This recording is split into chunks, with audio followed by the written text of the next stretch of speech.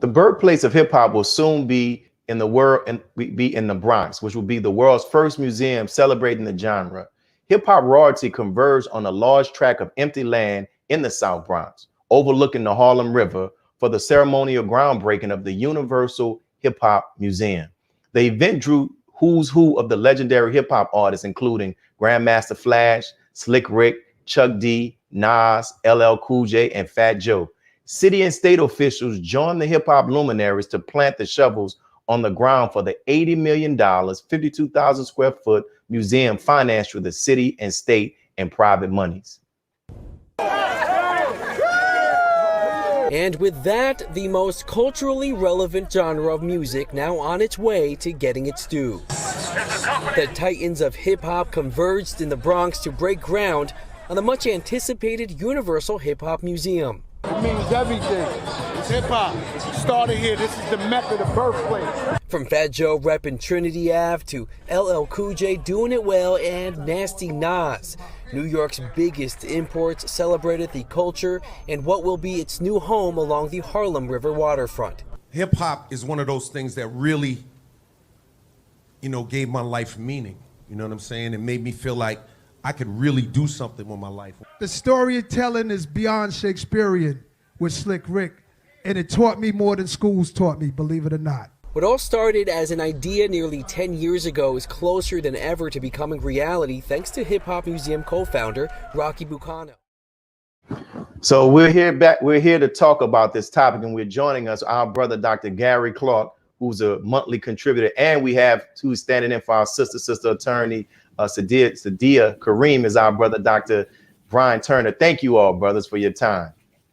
Thank you for having me. So let's get straight to it, and I'll start off with you, Dr. Clark. So do you believe that such a museum is even needed? Well, Brother Willie, thank you for having me on your program again. It's always an honor. And let me just say this. This provides continuity, the museum.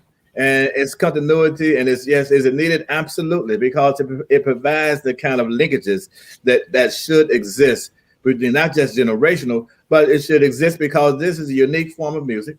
And it's not only is a unique form of music, born in America, Sobro, South Bronx, in the Bronx.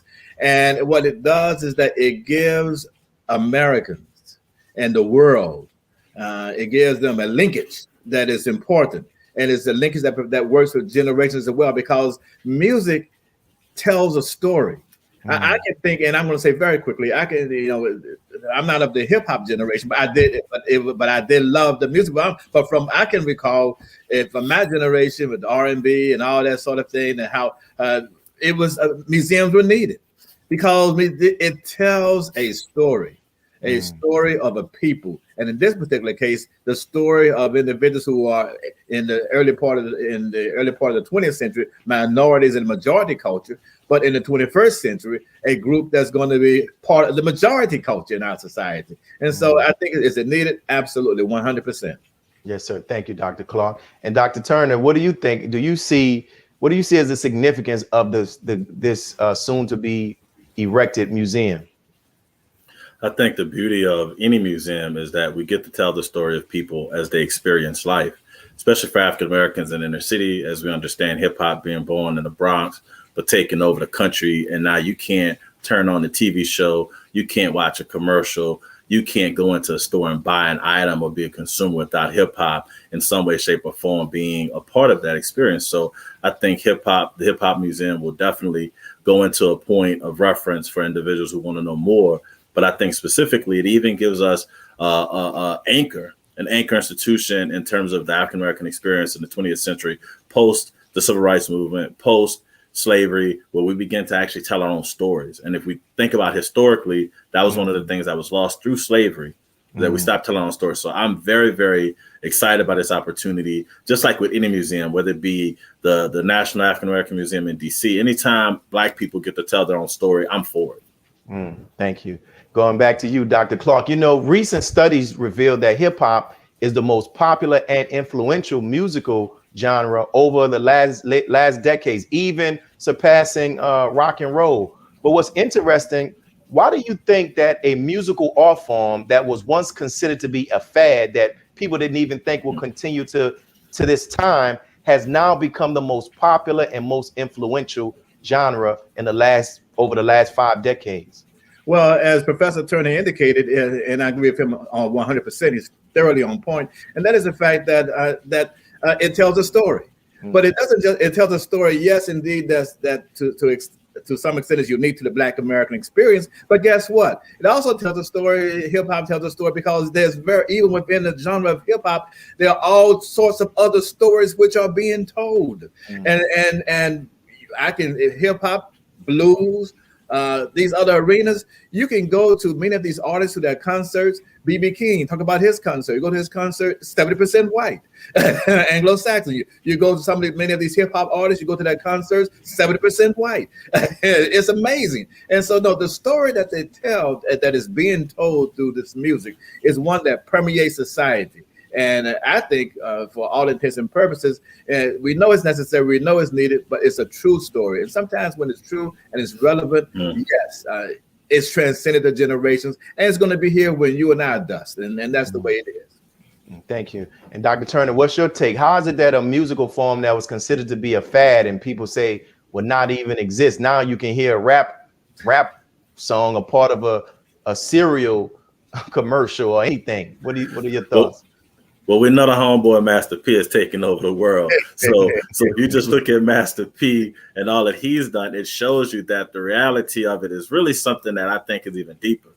Black people have really been the lifeline and the bloodline of this country. So when we think about the Hip Hop Museum and the fact that, as Dr. Clark alluded to, it's not just telling the story of Black America, it's telling the story of America. So when we talk about fads, and then when you go back to jazz and blues and gospel music, right? Those are all things that came out of the Black experience, the African-American experience in America. So we can say it's a fad. People can label it as that, and an attempt to diminish or to demean the actual intellectual property of such. But if we think about it, the stories that Slick Rick told, the stories that Public Enemy told, the stories of Nas, the story of Das Effects, Tribe Called Quest, if we really listen to the words that those brothers spoke, and then I can't forget my sisters in the game too. So MC Light, Queen Latifah, even when we play out our homegirl Mia X, like the stories that they told are so real to the American experience. I know I'm not gonna let die because I still listen to it. Hey, absolutely. Hey, let me add, MC Light is on the board at my university, the board of trustees at university. And you know, and interesting enough, our president, Dr. Walter Kimbrough, his handle for a long time was the hip hop president.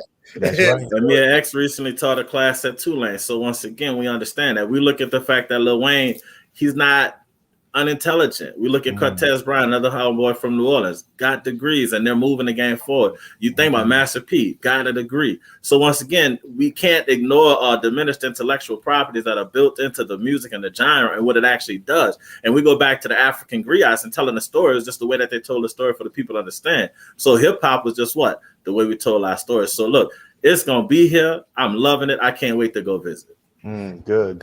Let me add, Dr. Turner sounds like an MC. He's spinning these names. Yes, that is. And so, you know, when we talk about hip hop, there's often this discussion of whether or not that some people inside the Black community and even outside the Black community at various levels, some feel that hip hop is detrimental. So from each of your perspectives, we'll start with Dr. Turner, then we'll come back to you, Dr. Clark. Has hip hop been more beneficial or detrimental to the Black community? Overall, I'm going to say it's been more beneficial.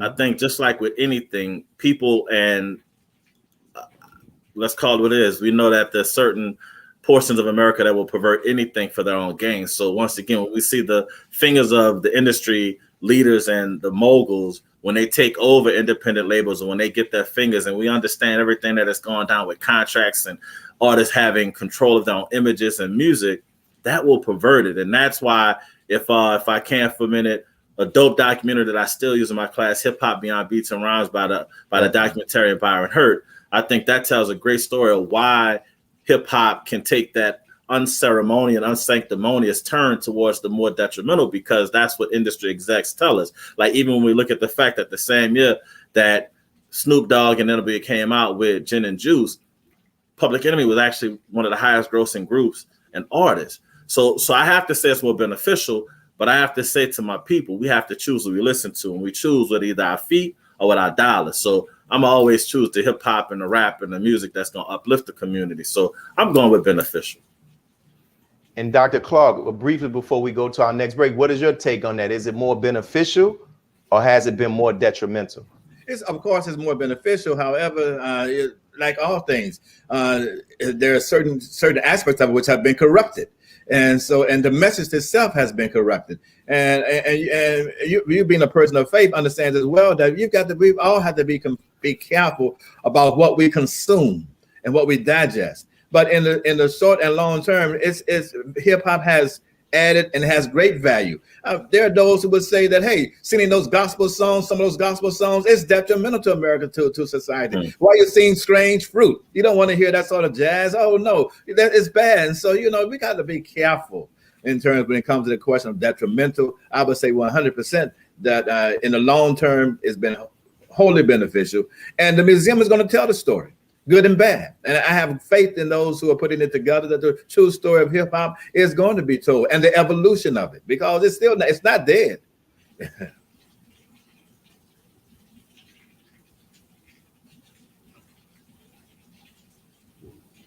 That's what Nas said. Nas had to say is hip hop dead. So thank you all for your comments, your commentary on that. We're going to go to our first break and we'll pause from some announcements from our sponsors. But when we return, we're going to talk about the Juneteenth becoming a national holiday, whether it is a true sign of progress or just symbolism. We'll be back. Be a part of the force that powers truth in journalism. Go to nnvnews.com/donate.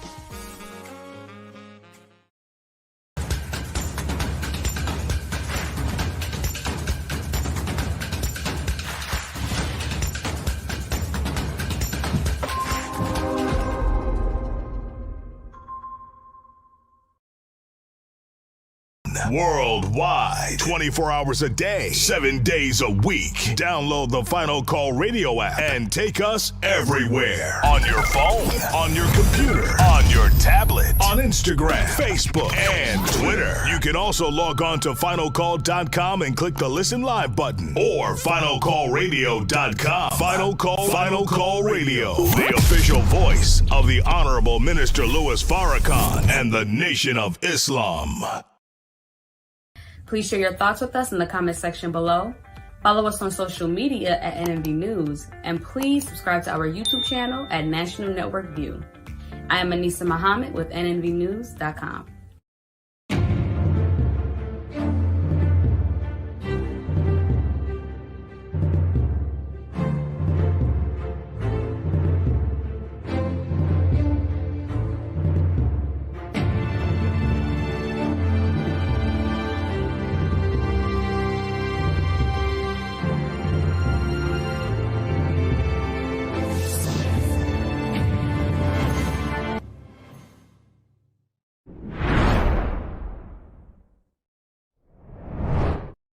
President Joe Biden signed a recent legislation to make Juneteenth a historically black Southern tradition into a federal holiday, enshrining June 19 as the national day to commemorate the news of slavery's ending being reached to American slaves in Texas and other states in the Southwest. President Biden signed into law a federal holiday for an event that many Americans had never even heard of until a few years ago. This is a day of profound, in my view, profound weight and profound power. Freedom Day for American slaves, Juneteenth. And it was almost 156 years ago to the day when federal troops moved into Galveston, Texas, setting free the last remaining slaves in America who had no idea that they had been freed years before. We are gathered here in a house built by enslaved people. We are footsteps away from where President Abraham Lincoln signed the Emancipation Proclamation. The first black vice president was holding the hand of the 94-year-old black woman who helped make this happen, Miss Opal Lee. So we're back with our commentators, Brother Dr. Gary Clark and Brother Dr. Brian Turner. So let's get straight to it. And here's something I'll start off with. the popularity of Juneteenth seemed to dramatically increase from my perspective over these last 3 years. Have you all noticed the same? If so, why do you think it has become so big? And we'll start with you, Dr. Turner, then we'll go to Dr. Clark. Hold on. Be quiet. I'm sorry, little baby interruption. I just checking on you, okay? I gotta finish. Go back. All right. So, life of fatherhood, man. That's I love it. We got it. So in my reality, I think Juneteenth's greatest contribution right now has been that we're bringing true recognition to the experience of the complete freeing of enslaved people in America. And I think it's something that's actually should be noted that we can use to bring our community tighter in an effort to supersede some of the negative things that have had to bring us together over the last couple of years. So I take Juneteenth as a very powerful experience. And when I was in Pensacola, Florida, and in Akron, Ohio, we did Juneteenth celebrations that were very muted and were not always acceptable or palatable to the masses. I see this as an opportunity to really take our time and really develop an experience and a celebration that can bring truth to light. And as we saw earlier with the comments about critical race theory, to heck with critical race theory, this is the thing we need. This will actually give us the power to have the conversation. What do you say, Dr. Clark? Have you noticed, like, there's just been, not to say that Juneteenth is not important, but it just seems like it has taken on a greater significance nationally, and if so, why? Well, it's taken on the greatest significance because it is indeed important, and it's now on it's now part of it's on the national menu and part of the national discussion. It's needed and necessary. It was stated by some recent academics who said, "Wait a minute, part of the narrative that we hear about Juneteenth is not as true as you may think." That many of those who were enslaved during that period in Texas actually knew that they were free, but they were held captive and were not allowed to be free. And so when the general came in to let them know, the general came with guns to tell them that you need to free these people and you need to enforce the law of the land. But getting back to your statement in terms of where we are and what the impact of Juneteenth is highly important because symbolism has value in American society. We recognize the nature of symbolism. But you know what is very, very important about this? And that is from a political perspective. This is in American society we operate in terms of incrementalism, and in terms of the incrementalism, this is the next stage as we move forward toward reparations. Before you can move to a reparations as a whole, the argument is given. Well, the part of the presentation, should I say, is that wait a minute. First, we need to recognize that there's been an injustice. Yes, sir.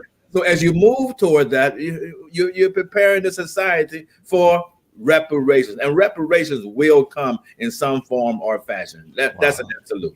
Wow, beautiful. So, what's interesting, we're going to come back to that about reparations as well, because I want to talk about that.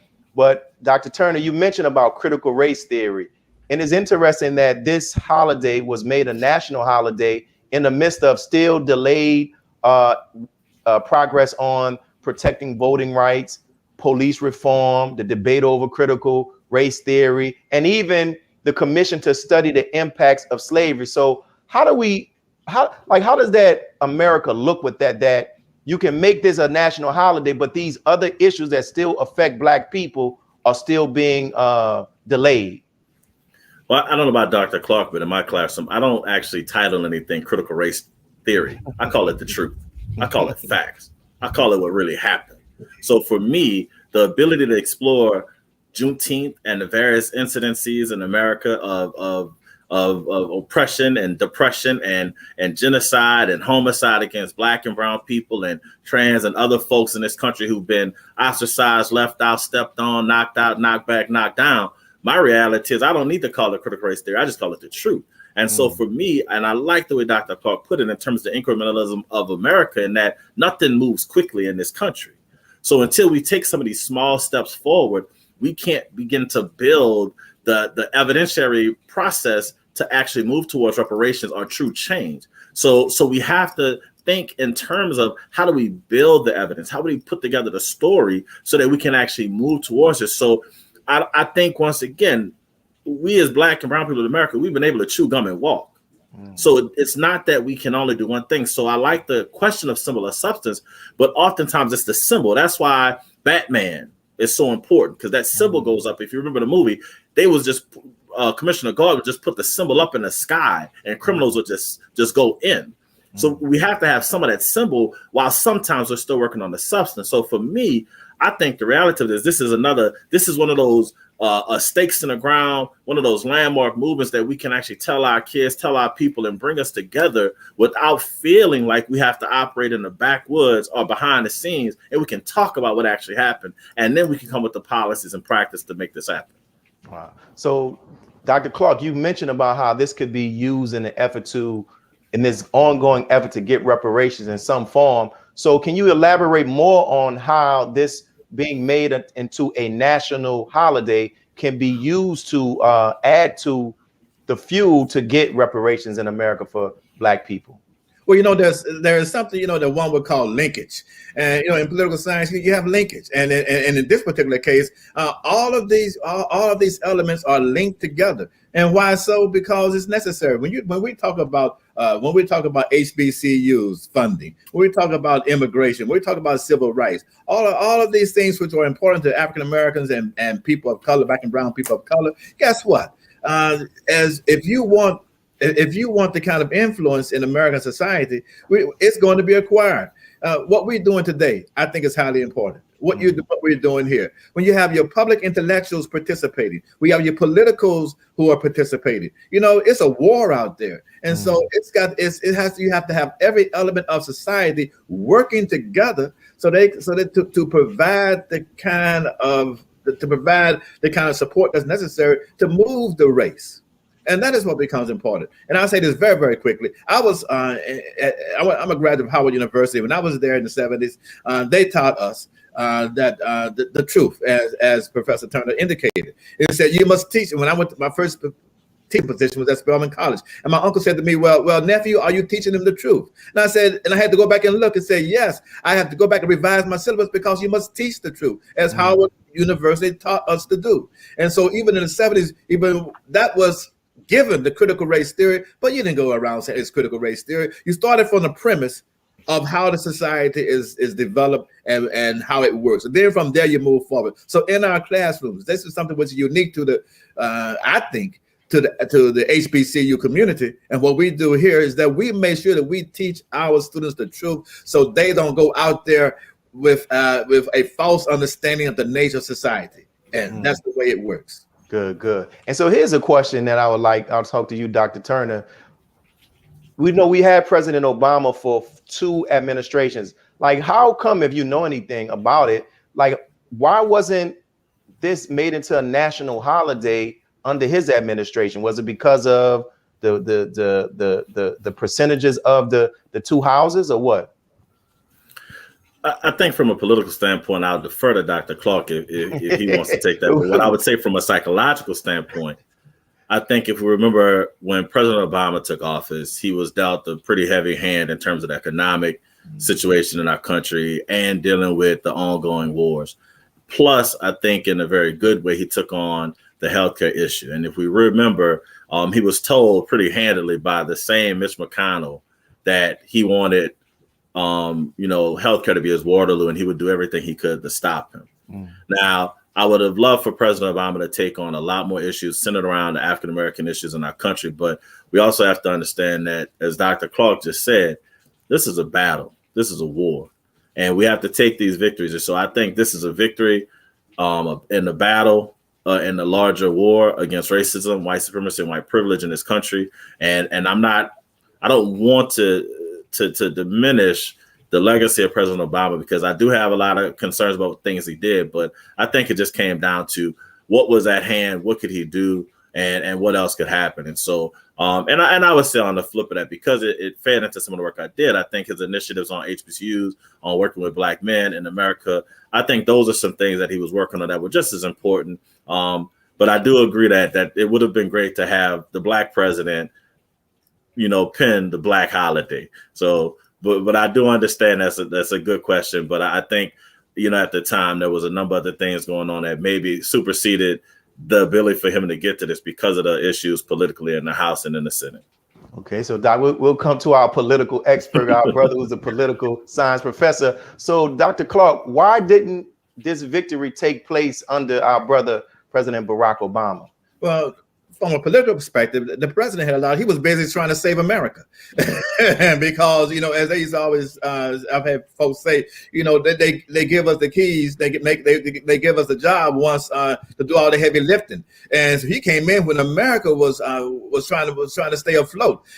But not to give him a pass, but let's be perfectly honest when it comes to the politics of this. Martin Luther King holiday came under Republican administration. You see, so many advances which was signed came under Republican administration because they wanted to get the credit, and they held off until they got the credit. Well, you know what? This president said we're not going to wait for someone else to get the credit. We're doing it right now. And when it's all said and done, many states already recognized the date. And so it was more of a lateral move to some extent for the federal government to do this. We find the symbolism highly important. We think it's great, but it was a lateral move, and it's one that it was 100% did not meet any true opposition exactly. from the opposition, because for them there are issues as they see it which are bigger than a holiday, which the ones that we know which are bigger than a holiday, like the rights of Black people to walk free and not molested and disturbed in American society. So let's a little bit more into that before we go into the break. So do you think that it didn't face a lot of opposition because they just knew those who would normally oppose such it's just a holiday, we can give them a holiday, but if they're coming with this police reform bill, we're going to fight for this voting rights thing, we're going to fight for this. What do you say, Dr. Turner? I think that's exactly the point, that what we're seeing in America is what I like to think about is one of the last bastions of white supremacy being held. That I think in many ways, because of the continual browning and the continual multiculturalism that's growing in America, you have a cadre of people that stormed the Capitol, not because it was politically astute or was going to change anything, but because they thought because they were white, they could do that and get away with it. And I think where we stand right now is that we are going to have to continue to do just like Sister Stacey Abrams did in Georgia.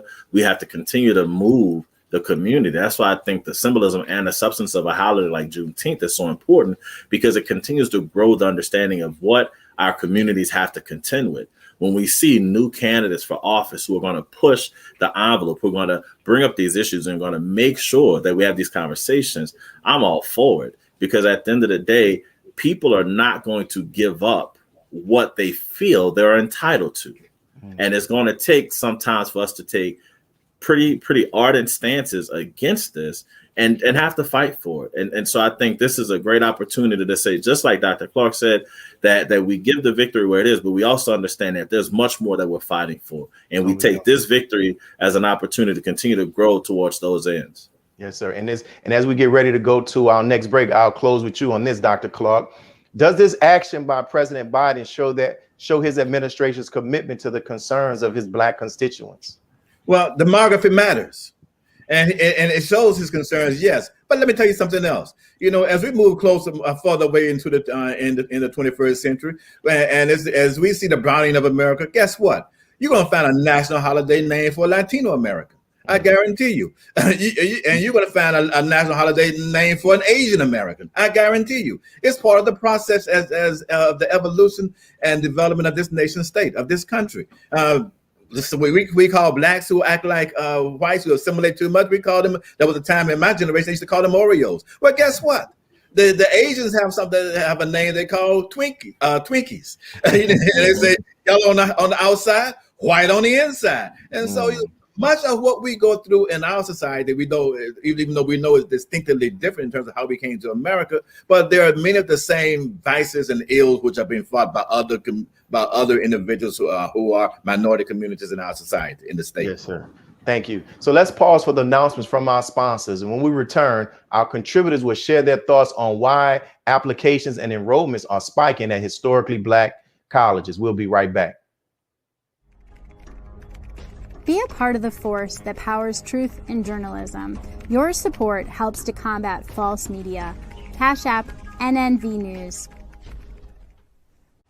Asiatic Minds, online education, helping our children to discover their God-given skills, gifts, talents, and passion that will allow them to see their greatness as well as the greatness of our people. And upon discovering that greatness, infusing them with the desire to use it for the betterment of themselves, their families, our people, and the world. Classes begin September 1st. To enroll, visit AsiaticMinds.com.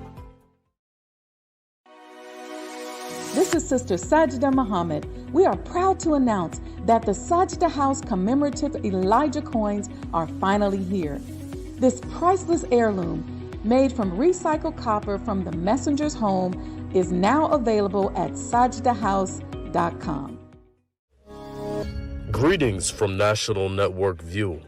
This week's Final Call cover story headline is dedicated to a good man and his good works. Longtime Chicago pastor and activist Father Michael Pfleger has worked tirelessly on behalf of poor and disenfranchised residents for decades in the face of opposition and trials. He continues to fearlessly fight and press ahead for the most vulnerable communities. This FCN volume number 37 edition middle page article is a message by the Honorable Minister Louis Farrakhan entitled, "We Must Depend on Allah and Ourselves." To read more, subscribe to finalcalldigital.com and tune in to the all-new Final Call Radio. This is the nnvnews.com Final Call cover report. Please make sure you leave your comments and questions in the comment section below. Follow us on Facebook, National Network View, and make sure to check us out on Twitter as well, National Network View. This is Sergio Gutierrez with National Network View, signing off.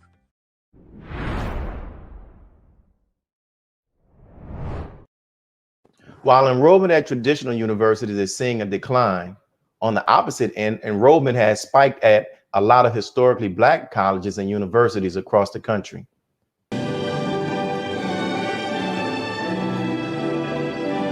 It's the time when high school graduates make that consequential decision. What's next? You did it! I know! You made it! Curtis Lawrence has made his choice. I decided to go with FAMU. Behind those braces and that megawatt smile is a gifted 16-year-old who's about to be a high school graduate. How'd you get so smart? Well, it's really a product of my parents. They started me out early and made sure that I had the tools I needed to succeed. Reading by 2, kindergarten at 4, skipping grades by 7. Curtis practices capoeira, Afro-Brazilian martial arts, plays piano, even speaks fluent Mandarin. 你好，我会去大学读生物学. Hi, I'll be going to college to study biology. Curtis was offered $1.6 million in scholarships and accepted into 14 schools, including Harvard and Yale. But his pick, Florida A&M University. So we're back and we're here. It's good that we're having this discussion because we have two professors, one from Dillard University and the other from Xavier University. So I'll start with you, Dr. Turner. When we're talking about this, what do you attribute the increase in enrollment at HBCUs to? So I'm going to give credit to someone who I rarely, if ever, would give credit to, the Donald J. Trump. I figured that. But I only give him that credit because I think he's helped to awaken an understanding amongst our community that we actually have to support our own entities, right? And I say that in the grand scheme of things that for so long, and I remember my own grandmother explaining to me how growing up, she was told that white ice was colder. And in my mind, as a graduate of Isidore Newman High School, where I understood that ice freezes at the same temperature, no matter who puts it in the freezer, it baffled me that this could be told to people and they would either believe it or accept it. And so I think we found ourselves in a very precarious but also profitable moment as HBCUs, that we can come to understand that it is so important for us to provide a learning environment, but also a social and cultural experience that our young people will actually really appreciate, kind of like when we was growing up, when we watched The Different World. So to me, I'll give credit to Donald Trump for, once again, pulling back the cover on the fact that white ice ain't colder. Good. And what do you say, Dr. Clark? I know because you were at Dillard University. What do you attribute the increase to? Yeah, and Dr. Turner is on point again as well in terms of the Trump factor, because the Trump factor indeed has great value in terms of motivating these young people of color in terms of the colleges that they choose and also other platforms. But there's some academics that say, you know what? A part of what's driving the enrollment up is the fact of the hate crimes that you see on the PWIs, on those campuses. The hate crimes that exist and the way they're treated in the classrooms. And there are those who cannot withstand the treatment and do not want to be part of the hate crime or hearing about the hate crime that exists. And that becomes relevant to them. But then, you know what? It goes beyond hate crimes as well, because in many cases, you cannot choose something that you know very little about. And many folks, let's say, who live on the West Coast, in California, there are those who say, you know what, they don't have exposure to the HBCUs, but then they hear about it from their grandparents and their parents and other wells, and then they get this sort of exposure. And there are even scholarships which are being made available for folks in California to go to an HBCU. And that's the beauty of this process. And so, yes, I would say certain things, and I think that Dr. Turner could recognize this as well, that, for instance, over at Howard University, is given that with Kamala Harris, political science students now is the most popular major on campus because of her. When you see something, when you see that exposure, and you see individuals you know that you go to work with, your parents go to work with, and you see them being successful in the community with a different kind of perspective, then it gives you the certain kind of gravitas to say, you know what, I want to go to an institution such as that. So HBCUs, they're discovering, have something to offer. And let me say, in the final analysis, I get upset with candidates who run for office who say, oh, there's apathy, they don't vote. Well, no, you have to have something to offer them to make them want to come out and vote. Same thing with our institutions. Have something to offer. Over there at Xavier, they have a great platform, a wonderful institution, a menu of things for students to take. Same thing at my university, at Dillard University. And so when you have things to offer, then they will choose it and be happy about the selection. Wow. And now, since we're talking about the increase in enrollment, so that means also more than likely the increase in graduates. So Dr. Turner, how do you think this spike will benefit the Black community in the future? Well, I really want to say, Dr. Clark, segue into the understanding that HBCUs offer a huge platform of learning and potential career opportunities is really the point that really this all rests on. For so long, we were told that HBCUs are subpar. As a graduate of Southern University in Baton Rouge and Jackson State University, for so long it was said and told that, oh, if you go to those schools, you won't make it. I've even had students ask me, do I feel my degrees, both coming from HBCUs, is that some type of a hindrance? And I simply asked that student, do you feel any of my white colleagues who did not attend any HBCUs or any universities of any diversity beyond being a predominantly white institute, do you think they are limited in terms of their ability to see the issue? And they said, I never thought about it that way. So as Dr. Clark put it, I think the reality of it is HBCUs are once again being rediscovered as the true pantheon of Black excellence and intelligence that they always been. And what we're seeing, because I remember when I was at Southern and Jackson State, the students flocked from Chicago and California and the Midwest and the Northeast, because they understood that there was something about that soil down south at the HBCUs that they just couldn't get anywhere. So I think once again, we're seeing a revitalization of the Black intelligence that's going to carry us into the next century and beyond. And I think it's just a rediscovery of something that's always been there, and it's just been toiling. And so when you have people like the hip hop prez, and we have people like Dr. Norman C. Francis and Brother Wahab as a graduate of the Xavier University itself, we understand that there's excellence that's always been at these institutions. We just have to find a replenishing in the next generation. So I think, once again, that's why I'm at Xavier. Tell Dr. Red I don't see myself leaving, so we could make that happen. And Dr. Clark, do you touched on it, I want you to touch on it some more. From your perspective, do the HBCUs, are they a better fit for students of color in comparison to the PWIs? Well, I look at it this way. You may have 3 kids. One should go to a PWI, one should go to an HBCU, and one should go to work and make the money. I mean, that's just the way it is. You have to find, it's an individual. I know whole families that say, all my kids are going to go to an HBCU, and that's great and that's fine. But you've got to look at your kids and see which is a greater fit for them.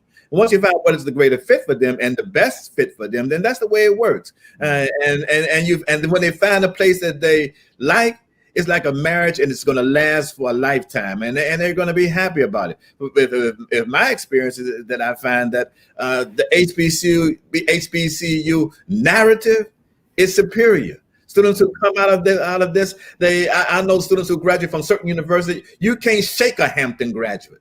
You can't shake a Spelman graduate. You can't shake a Xavier graduate. And even at my institution, Dillard, they become 100% loyal to those institutions. And when you talk about Southern University in Baton Rouge and Jackson State in these schools, what make those universities, believe it or not, it's not the students and not the presidents or administrations. Administrations come and go. Students come and go, but the faculties at those institutions is what make them great. And so that's the greatness of HBCUs, the faculty, when it's all said and done.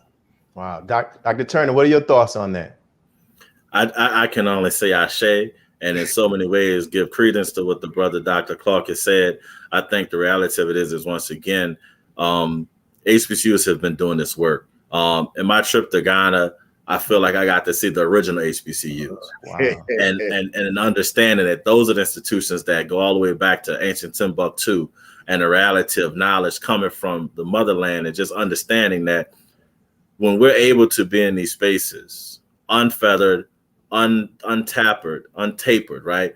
That's when we really flourish. So the reality for me is, as Dr. Clark said it, it's fine if a student wants to attend a predominantly white institution or other institution, because as we see, so many scholars of color have been able to go to the Harvards and Yales and the MITs and the Stanfords. That's great. But the other reality is that there's a number of students who need that nurturing and need that opportunity. And the big psychological part for me is they need that connection about who they are and that identity piece. And that's what I think is so central to the HBCU experience, that actually makes those students into those professionals, into those policymakers, and into those change makers, and into those historians and history makers, as Dr. Clark alludes to. It's that identity piece, and that's what I hang my hat on. Wow, thank you. Thank you, gentlemen, for both of you all for your commentary on these topics. And so we appreciate your time, and also we appreciate your scholarship and your insight. Have a good day. Thank you, sir. Appreciate you. Thank you, Dr. Clark. Thank you, Brother Muhammad. Thank you all for joining us and tuning in to National Network View. Please share your thoughts with us in the comment section below. Follow us on social media at NNV News, and please subscribe to our YouTube channel, NNV News, as well. This is Willie Muhammad with National Network View. Good night. Be a part of the force that powers truth in journalism. Go to nnvnews.com/donate.